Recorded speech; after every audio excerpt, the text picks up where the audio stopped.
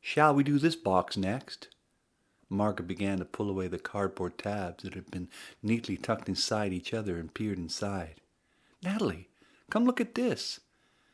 She handed her daughter a couple of vinyl records. T-Rex, David Bowie, Roxy Music. Wow, these are so cool, said Natalie, turning them over in her hands, admiring them. Records, said Margaret. Your grandfather was a collector. He was a real music nut. These are really old, said Natalie, looking at the back covers. Early 70s. Granddad would have been 11 or 12, likely the first music he ever bought. Did you have records in your day, Mom? Margaret shook her head. CDs. Vinyl had long gone when I was growing up. CDs were supposed to be an improvement in sound quality, indestructible, they claimed, and that's what we listened to. The Black Eyed Peas, Jay-Z, Kanye West. Great memories that really take me back.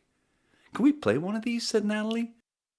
Margaret moved over to where the stereo sat on the dusty sideboard, flicked the on switch. God, let me see if I can remember how to do this. Taking the record out of a sleeve, she carefully placed it onto the turntable.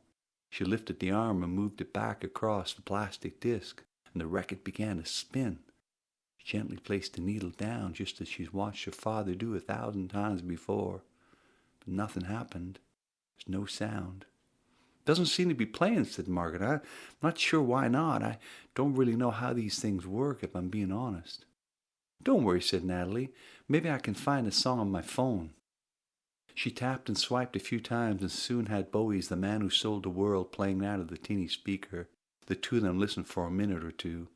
Nirvana did this song, said Margaret, on their Unplugged album. I still have that CD. Well, who are they? Nirvana? They were grunge, the sound of the 90s. Kurt Cobain, he was a tortured genius, but I thought he was kind of cute. Are they still around? No, said Margaret, lifting the vinyl off the turntable and carefully putting it back in its sleeve. Kurt Cobain killed himself. He left behind a wife and a little girl.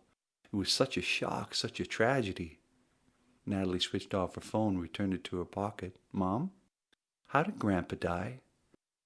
Margaret stared at the old piece of vinyl in her hands.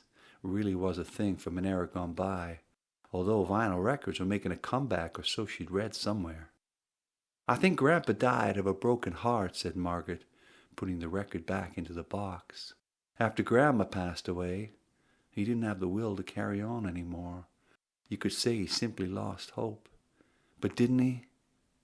Natalie let the sentence hang in the air unfinished, and then mother and daughter, without speaking, began to retape the box closed, in readiness for drop-off at the charity shop.